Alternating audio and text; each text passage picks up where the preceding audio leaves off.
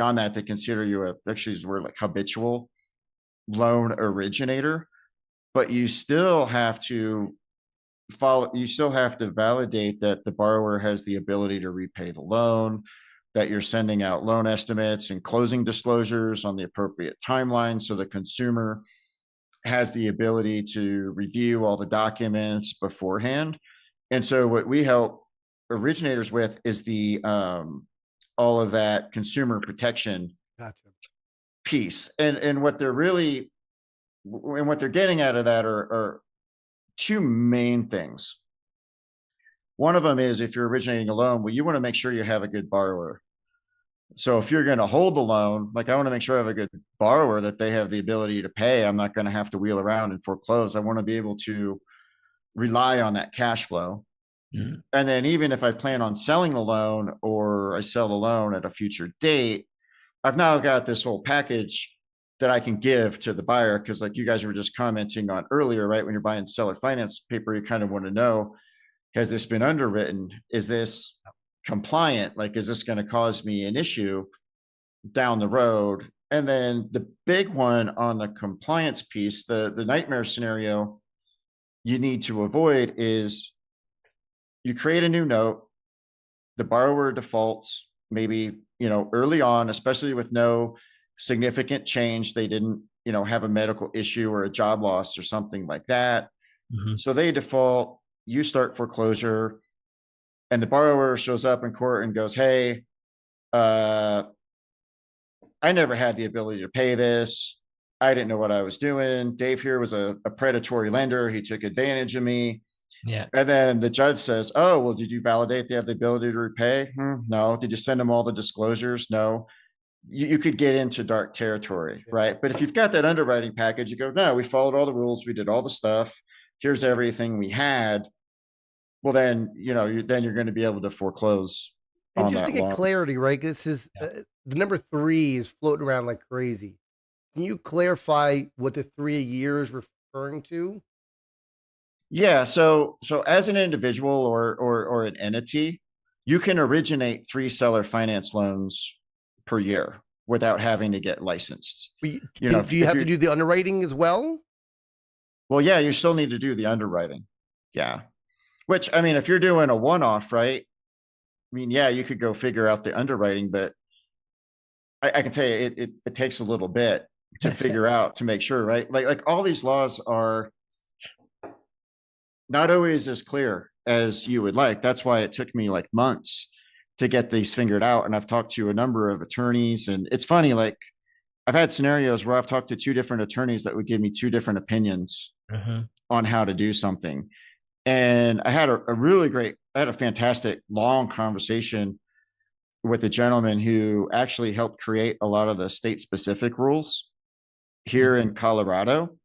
Okay. And as I was going through everything with him, because I was asking him too, like, yeah, is it okay to act as an agent right on behalf of the seller? When he said, yeah, no problem. And in the midst of the conversations, at one point I told him, like, yeah, I want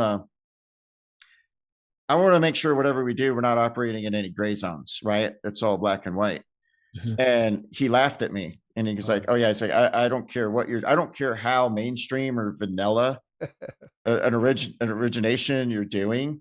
He's like, there will just be gray areas. It's the way the laws are written. So he's like, if you're not okay with that, like take your ball and go home. Like, it's just kind of the way it is. So that's why when, especially if you're doing a one-off deal or even, a handful of them, it's really challenging to tease through and validate, like, okay, what exactly am I supposed to do here? Yeah. So what would you say the biggest factor to prove the ability to repay is? We've talked to many people, and some people say a checkbook and 30 grand in the bank is proof enough.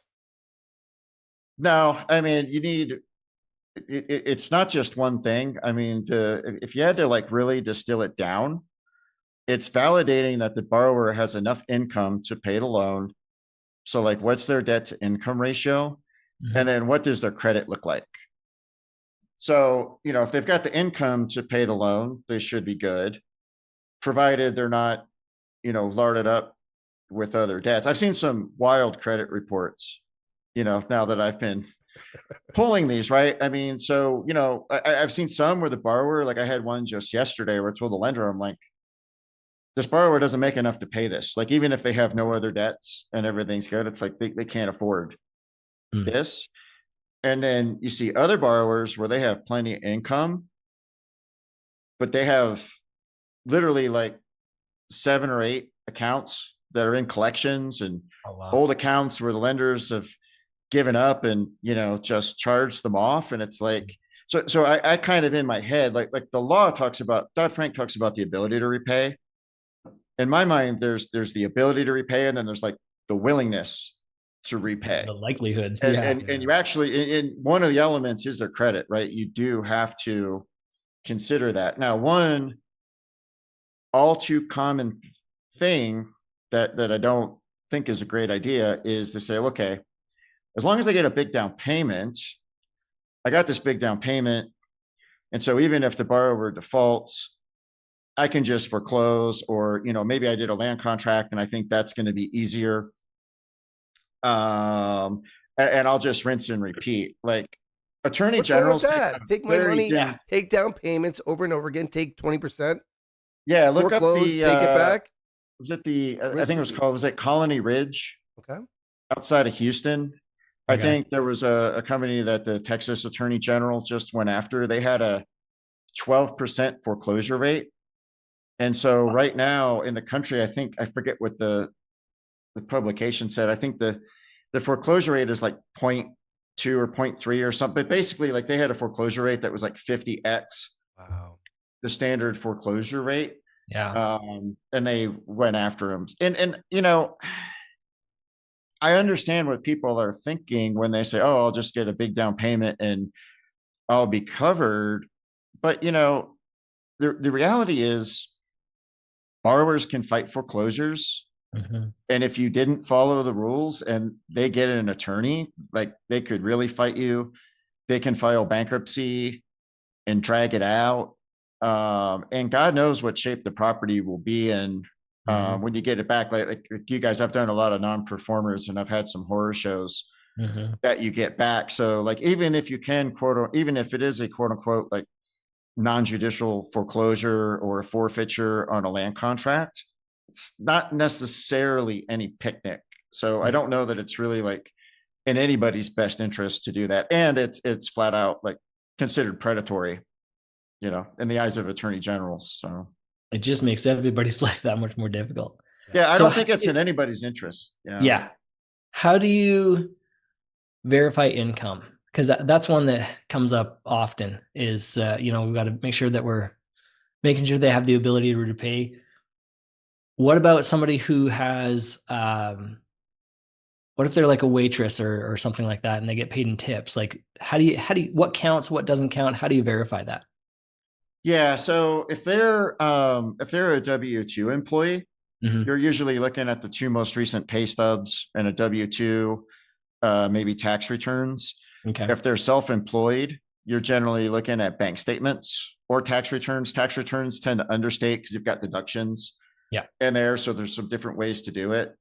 Where people get kind of hosed, like there are some people who do everything in cash and it's kind of like under the table, or it's tips that are not, and Right. that's tough. Like if it's like cash income or stuff you're not paying taxes on, then you can't really document that, and that's tough. So like you as the lender, you wouldn't be able to say, hey, I've documented their ability to repay. So that's one of the downsides of earning money that way. So we had a question from Candace on Facebook. Can you clarify if the 3 per year limit is only for owner occupied buyers? Yeah, my understanding is it's owner occupied. So if it's not, like, let's say you're making a loan to somebody and they're going to have it as a rental, different set of rules. All the Dodd Frank stuff doesn't apply. Where it gets a little squishy or gray is if you're talking about like land. Or what if it's land they could build on it, or it's land they plan on eventually doing something? That's one area where I've heard differing opinions on, although the other week, actually before Note Expo, I was talking to Eddie Speed, and he was saying, yeah, like you need to follow the rules on those if they plan to occupy. And I trust his opinion Yeah. a lot, Absolutely. but there are some cases where it's a little bit unclear. But I think even if it's an investor, because actually we underwrite a lot of investor loans, Mhm. I think it still makes sense to understand, like even if like say it's a rental, like you can take an income based approach and you can go, okay, this is going to produce enough rental income to pay the loan. I think it still makes sense to screen the borrower because you're like, is this the kind of guy that pays his bills, or are they going to rent skim me, Yeah. on there as well? Or I kind of like the belt and suspenders approach. Okay, this person's going to rent it, but if it goes sideways on them and they've got it vacant, they've got enough income that they can still pay me either way. And it's nice to have, because if you go to turn around and sell the loan, now you can make it really easy for your buyer. You're like, here's all the info on this, here's all the homework we did. Yeah. Just go. One of the things that always surprises me in the industry is that I think whether you're a buyer or a seller of a note, it behooves you to make it as easy as possible for your counterparty. Don't Yes. just give them like half-baked info and go, okay, go figure it out, buyer beware. Like, Yeah. just do it all for them and say, here you go, and make it like super easy if you want to do a transaction. And I think people in the last 5 years haven't cared about the ability to repay because loans are performing, things are working out real well. It's when it goes bad is when these things are hugely important. Go in front of a judge, tell him you never did ability to pay, and you want him to give you a judgment that is going to grant you the money that's owed to you. Any borrower will play the fiddle and will get out of it if you don't have it. There's so many reasons to get for a borrower to get out. Don't give him another one, right? Exactly. Yeah. So when you guys are getting this done, could someone present something to you and say, listen, I'm looking to do a modification or any kind of term like that. Could you provide to a lender what the top dollar per month that person can afford is? Can we provide you documentation and go, hey, we're looking to do this. I want to see if it's, 400 a month or 500 a month. Can you determine what the top dollar per month that person can afford? Yeah, you could back into that. I haven't actually done one specifically like that yet, but you could take the application and the income information from the borrower, and like look at their total monthly income and then say, okay, I'm going to be comfortable with a debt to income ratio of X, Mhm. and then back in to what they would be able to afford. I wouldn't necessarily want to just take it to the max, unless maybe you were talking about like a non-performer where it's like, okay, we're going to do a trial payment plan and they're going to like catch up for a little bit and then it's going to drop down. Gotcha. But yeah, you could definitely, kind of back into what somebody could We're pay. And that's a doing good thing. But we're doing Yeah. that right now. We're looking with a borrower that owes a bunch of money to us. And we're saying, listen, maybe we make it a 12%, but maybe we make it a 20 year, or we do a 25 year, reduce that term to make it more attractive to us versus Mhm. make it a 30 year. If they're able to afford it, let's make it happen. Right. I think for me, that makes sense. Um, what's the rule of thumb for DTI, debt to income, in your world, in the creation time? So one of the really interesting things about the Dodd Frank rules is they don't give you hard numbers. Yeah. This is one of those gray zones, right? So what you're supposed to do, and this is what the guy that created the Colorado rules told me, as a lender, you create your set of standards, you stick to those consistently and you document it. And if you start to see a high foreclosure rate, you adjust them. But that's kind of how it goes. So a lot of times we use the some of the standards from the government programs. And so a lot of times we'll use 57% debt to income, which to me as a lender is pretty high. Yeah.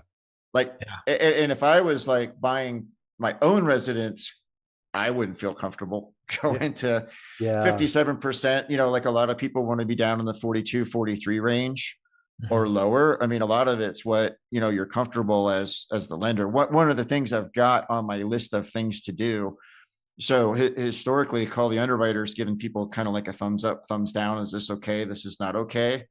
But I'm going to start to, at some point next year, I'll start to give them more of a chart where they can see these parameters, like where exactly does the debt to income stand where's the credit, all that information is in the underwriting package today, but I was going to make it a little more clear. Like, yeah, you're green, and then here's where you fall on the range of parameters. Well, that's cool. Then you can Yeah.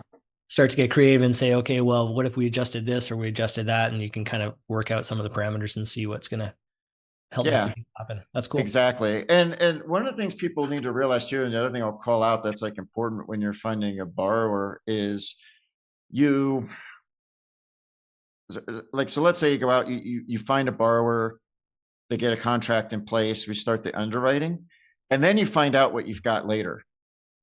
Right. Yeah. And so it really behooves lenders to have a conversation with the borrower up front. And I've got like a little cheat sheet on the Call the Underwriter website that I condensed to get an idea that where you're going to land. Because what I've seen happen a number of times already, just in the last couple months, is somebody goes out, they find a borrower, they agree to terms, they put a purchase contract in place, start doing the underwriting. It takes a little while to get the borrower's info. You get through it and you get all the way to the end and you're like, oh, this has some problems, or, oh, this is not great by a little bit. And, then people are like, oh, do I start over with a new borrower? And sometimes people go, we'll just kind of roll with it, which is not great. So I've also been noodling on how to make it easier for people up front to kind of vet that stuff, so you don't get into this like ugly choice downstream of taking a non-compliant borrower or starting over, because that's what Call the Underwriter, right? Like, we do the underwriting piece for the seller. I can't stop them. People, they're the seller.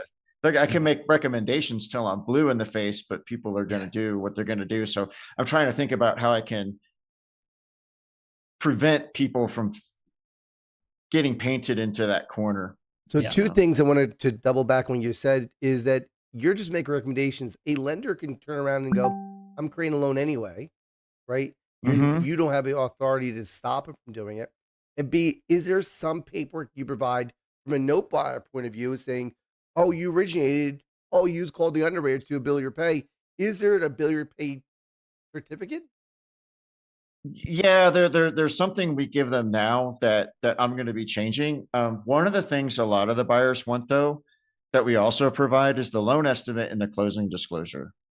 So that shows that you followed the other consumer protection rules and disclosed everything properly on the timeline. So like, if you're selling to First National Acceptance in particular, right? So like, if they're willing to buy stuff, generally they pay top dollar. What one of the things they're really looking for are those disclosures. So those are super important to have. Like I said, because there are these gray zones, like, yeah, you can create like a certificate or a stamp, but in reality, because there aren't black and white standards, you're saying like, me as the lender, this is my opinion of it, if that makes sense. Yeah. So the approach we take is you look at what some of the government programs do and say, okay, if you fall within these standards that these other programs do, well, then, you should be good.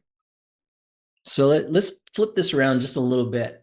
And I'm going to ask Dave. So why is it important to you when you're buying a note to see that it's been properly underwritten? Why do you care? So for me, it's the fact that I don't want to be in a foreclosure position where the judge looks at it and says, you bought a note that has never been underwritten, that the borrower has not been approved the ability to make the payment, and you're asking me to get foreclosed on a house that they bought, that you decided to put a loan on them that they couldn't pay. And that deal, for me, the judge can throw out the whole situation out the window and go, you know what? You're done. And even if you remove the lien. They could remove the lien and say, listen, nope, that loan is free and clear. You just lost all your money. Yeah. Even if you were not the one originating it, you bought it after the fact. Yep. That's my because the judge doesn't care. The judge cares about the consumer that's in their home. You're the speculator that bought the loan. They're not super concerned about you. This is all coming out of the financial debacle 07, 08, when they were giving out loans like candy and people got foreclosed on because a lot of them couldn't afford the houses. I was one of them, right? Couldn't afford my first house, but I got a check and said, great, I'm buying my house. Yeah. And that's what the problem is now is you can't buy that loan and go, well, it's not my fault. It's their problem. No, every loan we buy that has a seller finance part of it, I'm asking for some kind of documentation, some kind of proof from an underwriter or an RMLO saying, yes, this person has the ability to repay. And maybe I'll buy that note.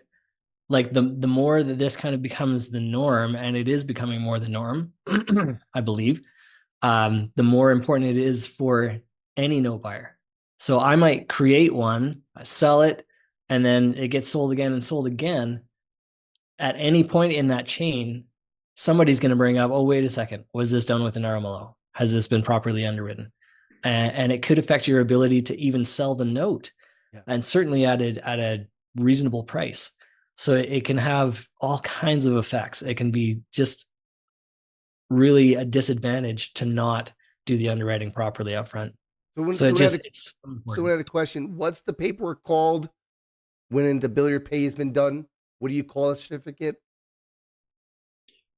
Well, there isn't like an official one, like with the loan estimate and the closing disclosure. I call it basically like a statement on the ability to repay. It's like a summary of here's what we did. And the But seller there's not should like be able to have that. Then. but there's not like an industry standard form Sure, that but the government has for that. Yeah. once you do the evaluation, they should have in their collateral a documentation from you stating that you evaluated and called the underwriter to determine that this borrower has the ability to pay. And there's also the 1008 transmittal file that has like a summary of the loan.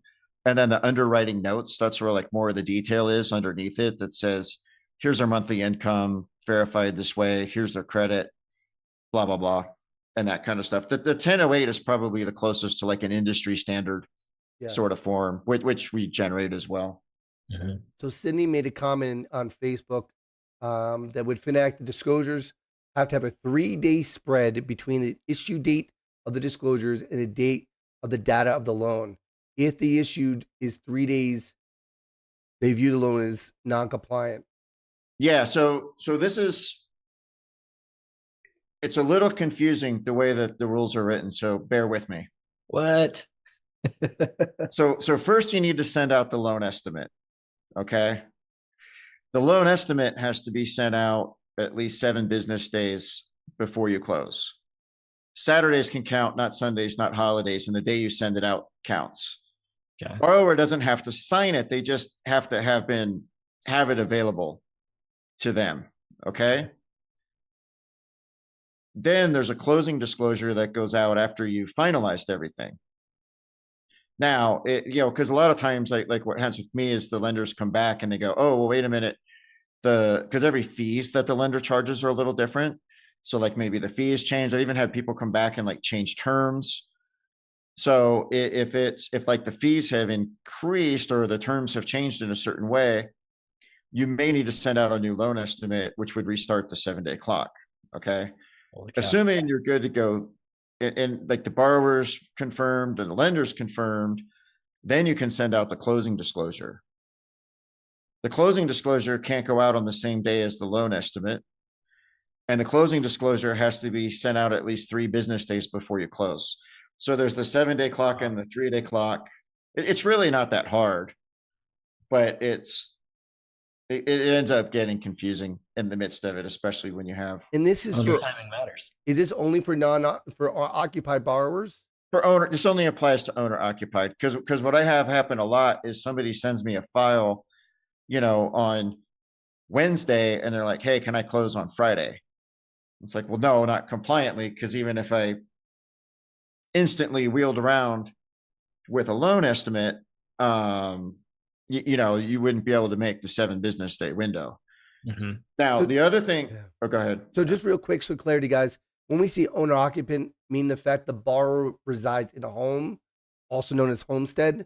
So if this is an investor property or a rental property kind of thing, it doesn't apply. It's only when the borrower is going to live in the home. Sorry, Dan. If the buyer is any kind of entity, this all goes out the window. Right. Yeah. Yep. And then the other thing that happens often with the loan estimate, you might have loan conditions. So like, let's say that the borrower, I'm trying to think of a good example, but Like there are some cases, let's say their credit's kind of low. Like usually we're looking for a 620 credit score and above. You can mitigate that with the verification of rent. So you could ask them to produce a letter from their landlord saying, hey, they made their last 12 rent payments on time. Because then you're saying, okay, their credit's kind of low, but we're mitigating that by the fact that, okay, we validated that this borrower has demonstrated their ability and willingness to make housing payments. Or they could have a derogatory account, right? Like they could have a credit card account that's 60, 90 days overdue. And you could say, okay, well, you need to send in something showing that you've either brought that current or paid it off, or you've got like a payment plan in place with the lender. So a lot of the issues that cause it to be non-compliant can be cleaned up, right? And those are the conditions. So if you're sending out loan conditions, they can go out with the loan estimate. And you can also send out the closing disclosure if the conditions aren't all cleared, but you need to clear the conditions before you close on the deal. Now, what happens, so the way I've been handling it, if the loan conditions are fairly straightforward and they're going to be easy, I'll just send them out with the loan estimate. Sometimes I get them where you're like, okay, this is really nasty. Like, yeah, the borrower could technically clean this up, but even if they clean up their 10 derogatory accounts, like I wouldn't lend to them. So sometimes I'll just send the loan conditions to the lender and be like, do you want to proceed with this? Like, how do you want to handle this? And I kind of leave it up to them. And then there's some like that would just be a flat out no, like they've had a, bankruptcy, foreclosure, or if they've been 60 days late on a mortgage payment in the last year, it's like nothing you can do to And we mitigate encourage that. people, make sure, I get the fact you want to sell a home. I get the fact that you have a piece of property, you want to put someone in and make payments. So maybe you can sell the note or whatever you're going to do. I'm telling you right now, spend a few extra days, even a month, and find the right buyer. We're in the spot where we're trying to put people in homes, not putting people in houses, right? We want a long-term buyer. I'm telling you, as note buyers, performing notes are boring, but they're awesome, right? If I can buy a good, solid performing note, we encourage you to do it. And me and Nathan talk about it all the time on our show. We encourage you to create 2 notes, 70, 20, 10 kind of strategy where you create that first lien 70% of the value of the property, take your 10% down plus, and then you make the second lien the balance, the difference. And that allows you, A, to sell the note, right? If you chose to sell the first lien, have an infinity return, but also puts you in a great spot that it will also pay off whatever debt, if you have underlying debt on the property as well. And Dan, you don't care how many loans you're creating, do you? What do you mean? If they're going to create 2 loans, 80-20 or 70-30, kind of note, does that bother you? Oh yeah, no. Oh no, not at all. No, a lot of people do that. No, I mean, and that's a pretty good strategy, right? Because then, like you were saying, depending on how somebody acquired the property, they can often architect the deal so that they own the second free and clear. Yep. But then because, and like a lot of people do like an 80-10-10. And so now you've got more equity in the first. So like you just made your first more valuable because now the first has 80 or 70% loan to value instead of 80 or 90. So yeah, that's a pretty good way to do it. It's an interesting field as we learn it, right? Because none of this, to any of us, I'm sure, up to 2019 cared about this stuff. Right? We're buying bank stuff. Why is bank stuff not? They're underwritten automatically. It's part of their process. Yeah, and I got to talk to some older people about this. And I don't know what you guys think. Maybe I'm off in the weeds, but like I've got kind of a theory that, back in the day, like in the 80s and stuff, Eddie Speed and all those guys were buying mostly seller finance paper. And that maybe the financial crisis where everybody was buying distressed bank debt, that was kind of the anomaly. And we're just coming back to kind of where things were buying seller finance. I don't know. I could be off on that. I'm interested. I need to talk to some people who have been through all those cycles to suss that out. But. Yeah, the financial crisis definitely brought a lot of us to the game. But I agree with you that we're going back because bank debt is not easy to buy. I know there's been people out there promoting it. I'd like to see if they close on it. And if they do close on it, I'd love to see their numbers. No, they won't. And I can talk about that because like if you're buying bank debt, you're competing with large institutions that have ultra low costs of capital. Yeah. Yeah. And that's why people are always like, oh my God, how did they buy that loan at that small yield? Well, if you're borrowing at 4% and you're buying debt at 6%, it's free money. It doesn't matter Yeah. that it's low, right? But if you need some return in your self-directed IRA or you're using outside investor money, well then yeah, of course, you're never going to be able to touch that. The common like whenever anybody like discovers the note world and they look at it, like where their brain goes instantly and it's where mine did is, okay, where would I go to buy mortgages? Oh, I would go to the bank because that's where they're created. It's just Yeah. common sense. Yeah. But the reality is that's pretty tough. And so, yeah, I think some people promote that because it's like what con artists do, right? Like they want to sell somebody a story that's already in line with kind of what they believe. So it's like an easy sell. It Oh makes yeah, of course I sense. would go to the bank. It makes sense. But Yeah. the reality is it's not an easy go. And that's okay because there's plenty of seller finance paper moving around out there to buy and a relatively small number of us chasing it. So yeah, Yeah, you I was don't one have of to the I was one of the smart enjoy it. people that went to my local branch bank, Nationwide Bank, and asked the teller, "Can I buy your notes?" And they looked at me with three eyes, right? And I thought I Yeah. was smart. I thought I was a question no one asked them. And I sat down with a desk person and said the same question. They said, "We have no clue what you're talking about." This is Mhm. 2011, Yeah. 2012. And what you don't realize is the way it's structured is differently, right? You're not going to buy directly from Bank of America. It's not going to happen, right? You may I buy even some went, small yeah, regional banks, possibly, Right. right? And like I I've said, like heard of it. It's rare. even if Bank of America would sell to you, you're going to be getting a really low return because you're bidding against people with ultra low cost of capital. Yeah, So, it's just a kind of a losing game. absolutely. So what Yeah. Dan's sharing on this call today, guys, is that not only does his loan make it valuable for selling it, right? Because to us, it becomes either a yes or a no.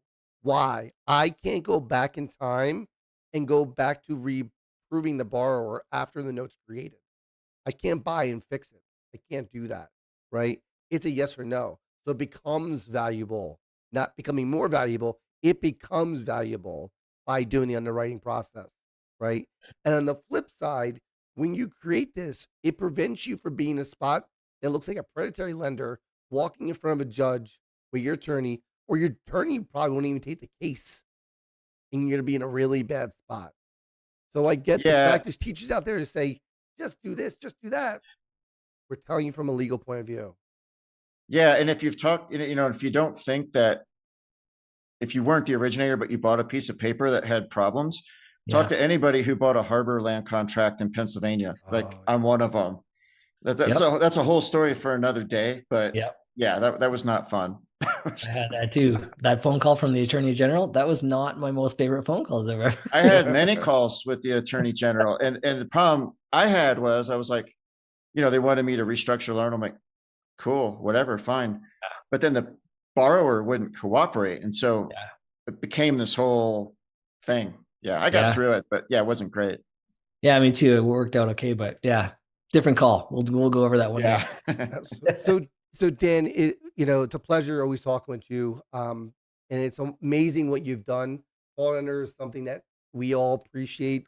Max and previous owners, you taking it over. What could we see in the future? We'll call the underwriter for those who are using you currently. That may be a change moving forward. Yeah, I mean, I think one of the changes you're going to see in the coming months is the underwriting report you're going to get is going to be a little different. It's going to be more simple, yet more detailed and usable. And there's going to be more of a focus, not just on saying, hey, is this compliant or not, but teeing you up to have a more valuable loan that you can go and sell. Yeah. So, and then the other Awesome. thing you're going to see is RMLO licensing in, a number of states through the first half of How about next year. automation? You and I both love automation. How about Yeah. automation? So I've got my first set of standard operating procedures in place, and I'm going to be doing the second set here. And then I'm going to be hiring some loan processors to turn the crank. Cause like one of the things people have told me that sometimes bumped into with RMLOs, they tend to be like one-man shops, right? So like if that person's busy, that person's on vacation, that person gets sick, Right. that can be rough. And so whereas a lot of times these deals are fairly time critical. So I don't have it yet, but you know, in the coming months, I'll have people like on call during business hours that can keep pushing these things and working them so that we can do more. That's the other reason, like all the origination shops tend to be pretty small, because one person can only do so much. As I've learned like firsthand with this whole transition process the last couple of months, like there's only so many hours in the day. So you gotta be able to hire people to scale it out, but then you got to have the systems in place to be able to do that. So I've got a big backlog of things to do for next year. Absolutely. That's exciting though. Lots of cool stuff coming up. Yeah, for sure. We did have a question there. I'm going to suggest that you, Sandra, to reach out. There's a link inside the chat on how to get a hold of Dan. I would suggest you doing that and go for more of a specific questions for that. That'd be awesome. Dan, yeah, and I'll go back to the questions later. Yep. I don't have Facebook and LinkedIn up because I didn't want to like goof up the call. So I haven't seen the questions, but I'll go back and check those later. So Nathan, you want to finalize our call here? Yeah, looking at that question. Interesting question. That'll be a good one. All right. I'll be interested to hear kind of the answer to that. Yeah. So it seems to me like you're fairly bullish on seller finance being a thing going forward. What do you see coming down the pipe here? Economy wise, housing wise, what are you seeing? Oh gosh, like historically, my economic predictions are really bad. You know, seller finance is already a very large market. I think it'll grow at some rate. I don't, in fact, this is another thing I had a conversation with Jeff Watson about. You know, I don't see the scenario where it would really shrink. You know, I think it's a question of whether it's like a slow growth rate or a high growth rate. But as far as the underwriting part, since a lot of people creating stuff are not at doing any of the stuff they're supposed to be doing, like there's a big opportunity in helping people create better paper. You know, part of the reason they do it is they don't know. Yeah. So there's plenty to do. Absolutely. We're happy to help you get the word out. Yeah. The better the notes that are created, the more we can buy. So and some people out there may say, why are you guys helping them? And the reason is all of us can buy the loans. There's plenty of loans buy, right? Like I said, in the chat, there's a link, a bit.ly link, so you can fill out the form. That will be sent to us as well as Dan, and Dan's information will be sent to you. Dan also has a great podcast too, if you want to check it out. That will also be part of that thing. But and I just realized I got a message from one of my assistants that there is a best of notes. So make sure you vote for Dan and Call the Underwriter. Oh yeah, that's right. Best of notes. For that, choose one of us for the podcast. It's a friendly competition, but it's awesome, right? Dan's someone we've known for many years now. A lot of respect for him. A little jealousy to be kicking butt with the old seller finance notes, but real proud that he's doing it and making headway with it. So, Dan, I appreciate you joining us on this Friday afternoon as I'm losing my voice here. And it's been a pleasure having you on and talking for a few minutes. No, appreciate you guys having me on. I enjoyed it. Definitely. Absolutely. Thank you. Hang on for a few minutes. And for everyone else, we'll see you soon. Our next show is going to be in a few weeks. We're going to be talking about what we got on the schedule. We have coming up on sourcing deals through lists. Our panel will be joining us. Ooh. Yes. So sourcing notes. So hope all is well, guys. Have a great weekend. We'll